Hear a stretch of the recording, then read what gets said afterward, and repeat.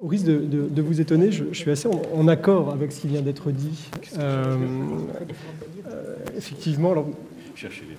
Non, il n'y a pas à chercher l'erreur. Je crois que le constat est bien posé. C'est-à-dire qu'on a un besoin de politisation extrêmement fort qui caractérise aujourd'hui l'Union européenne. En fait, au-delà des formes de citoyenneté nouvelles dont on était supposé parler suite à l'intitulé de ce colloque, c'est-à-dire... Et dont il faut que nous parlions peut-être plus que du mécano de la construction européenne, qui n'est pas le sujet de notre table ronde, n'en déplaise à certains. En tout cas, au-delà de ces formes nouvelles de citoyenneté, la e-démocratie, les formes nouvelles de démocratie participative ou délibérative, moi j'aimerais mettre l'accent en fait sur 3 dimensions qui me semblent importantes pour... non seulement pour politiser cette Union européenne comme moyen permettant de susciter un intérêt civique plus fort des citoyens pour l'Union européenne, pour la vie politique européenne, comme élément préalable en fait, d'une participation plus grande des citoyens à cette vie civique à l'échelle européenne. Les 3 éléments en fait, dont je voudrais parler très rapidement dans les 4 minutes qui me restent sont les suivants. D'abord, je crois que et pour faire le lien entre l'Union européenne et les États membres, ça m'a beaucoup frappé en fait, dans votre intervention, Madame Bechtel, de voir qu'on oppose aussi très souvent et très récurremment effectivement le niveau européen au niveau national. Les États participent beaucoup à la vie politique de l'Union européenne. Et je crois que l'une des premières pistes qu'il faudrait envisager, c'est d'abord aussi d'européaniser la vie politique des États membres, ce qui n'est pas suffisamment fait. Je suis assez d'accord pour penser que l'espace d'expression et de choix démocratique, il est encore évidemment et pour une très très large part nationale, et qu'à cet égard, la légitimité de l'Union européenne pourrait être renforcée si les questions européennes étaient intégrées beaucoup plus fortement qu'elles ne le sont aujourd'hui au sein des espaces publics nationaux. Et à cet égard, je crois que les médias, même s'il y a eu des efforts de fait ces dernières années, ont une responsabilité, un rôle de prescripteur à jouer extrêmement fort sur ce registre. Aujourd'hui, je crois que cette européanisation des espaces publics nationaux, elle passe essentiellement par des comparaisons de plus en plus fréquentes entre les États membres. On le voit sur les réponses apportées à la crise. On compare beaucoup certains pays à l'Allemagne, notamment. On pourrait donner bien d'autres exemples. Mais je crois que cette européanisation, elle ne suffit pas et que ce qu'il conviendrait de faire bien plus tôt, c'est que les médias, mais aussi les partis politiques, se fassent les relais, les médiateurs, si l'on veut, des rapports de force politiques qui ont lieu au sein de l'Union européenne, dans les espaces publics nationaux, ce qui éviterait aussi peut-être que les gouvernements nationaux ne soient pas tenus pour responsables des décisions qu'ils prennent au niveau européen, puisqu'on le sait bien, le mécanisme de bouc émissaire, de transfert de responsabilité du niveau national sur Bruxelles est un mécanisme bien trop fréquent qui affecte aussi la légitimité, évidemment, de l'Union européenne. Deuxième élément, cette fois politiser effectivement l'Union européenne elle-même. Je reviens à ce qui a été dit. Et peut-être en évoquant deux pistes d'action, je crois qu'il y a des choses d'abord, premier registre, qu'il n'y a pas besoin de modifier en réalité. Je crois qu'il y a d'abord besoin de rendre visible la réalité de la vie politique de l'Union européenne.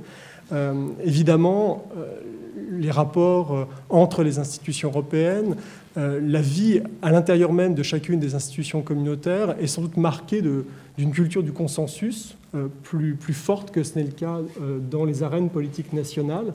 En même temps, il y a une vie politique, il y a des rapports de force politiques entre les États au sein du Conseil, il y a une vie politique au sein du Parlement européen.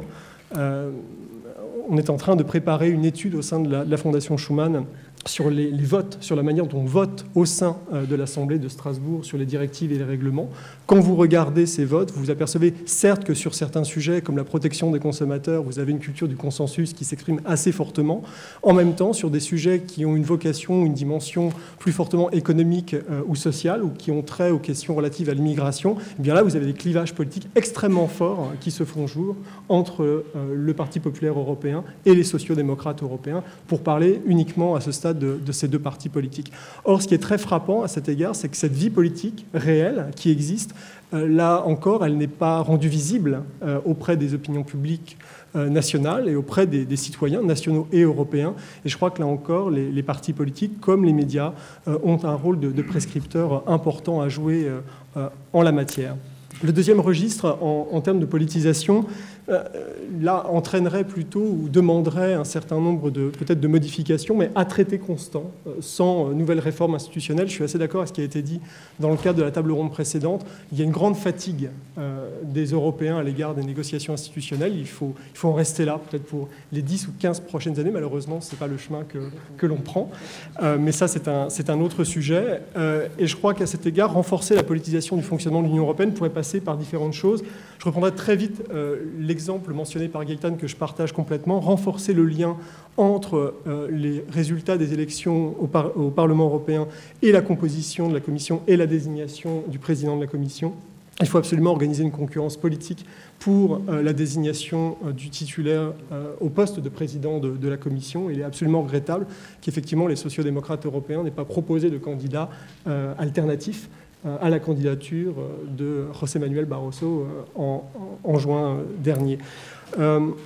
Au Conseil des ministres, évidemment, il y a cette question de la publicité au Conseil que mentionnait Gaëtan. Il y aurait bien d'autres choses qu'on pourrait imaginer. Pourquoi pas favoriser une coordination politique, partisane des ministres dans une perspective effectivement qui soit plus idéologique que diplomatique. Est-ce que les ministres appartenant à, grosso modo, une même mouvance politique ne pourraient pas désigner un porte-parole, une sorte de coordinateur qui se ferait l'expression et le relais auprès des journalistes, par exemple, des positions défendues par les ministres d'une même mouvance politique? Et est-ce que l'opposition ne pourrait pas faire de même avec une sorte de shadow coordinateur ou shadow rapporteur?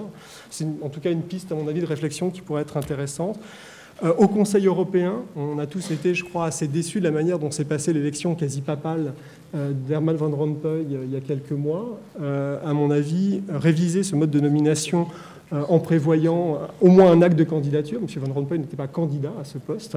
L'obligation de présenter un programme au cours d'une audition publique, l'organisation d'un débat contradictoire entre plusieurs candidats. C'est peut-être la moindre des choses que l'on pourrait attendre en termes d'exigence démocratique pour la désignation d'un poste qui doit être, soi-disant, un visage de l'Europe et une incarnation de l'Europe auprès de ses citoyens.